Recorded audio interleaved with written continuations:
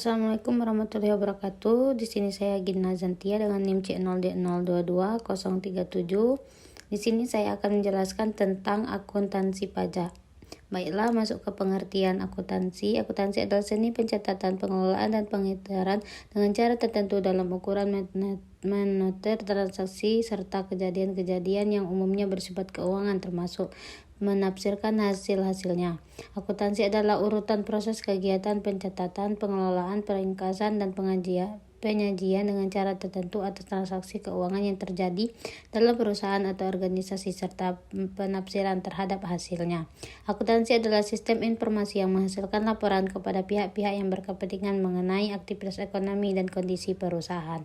Sukrisno Agus, Akuntansi Perpajakan 2007.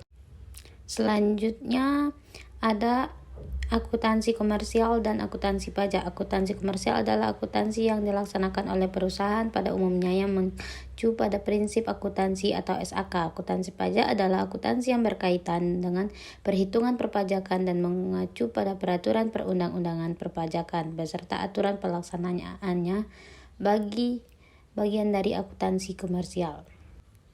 Selanjutnya kita akan masuk ke teori akuntansi pajak. Teori akuntansi pajak adalah suatu penalaran logis dalam bentuk perangkat azas atau prinsip yang diakui dalam ketentuan serta peraturan perpajakan. Selanjutnya ada prinsip akuntansi pajak. Satu, kesatuan akuntansi. Perusahaan dianggap sebagai kesatuan ekonomi yang terpisah dengan pihak-pihak yang berkaitan dengan sumber-sumber perusahaan.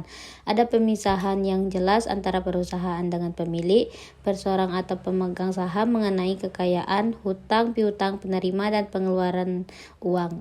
Antara kepentingan perusahaan dengan kepentingan pribadi pemilik atau pemegang saham tidak boleh bercampur.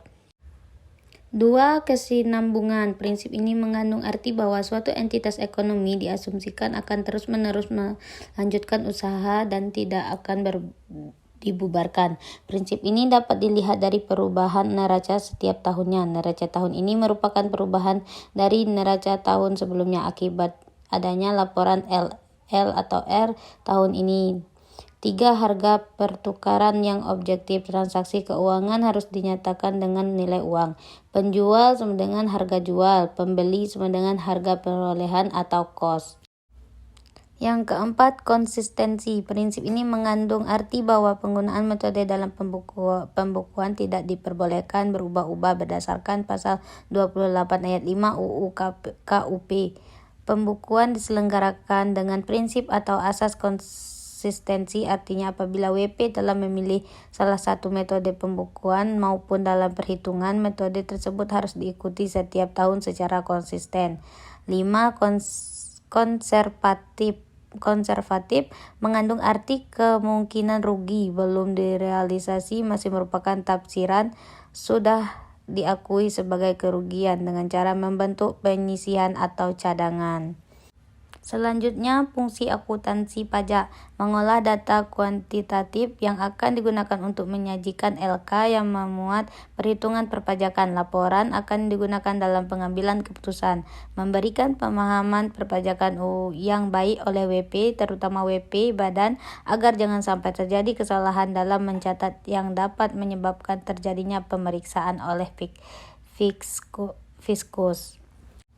Selanjutnya kita masuk ke tujuan kualitatif akuntansi pajak. 1. Relevan. 2. Dapat dimengerti. 3. Daya uji. 4. Netral. 5. Tepat waktu.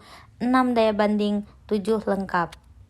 Lalu masuk ke persamaan akuntansi pajak. Persamaan dasar akuntansi pajak sama persis dengan persamaan dasar pada akuntansi komersial. Aktiva sama dengan hutang tambah modal. Baiklah teman-teman, terima kasih. Jika ada yang salah saya mohon maaf.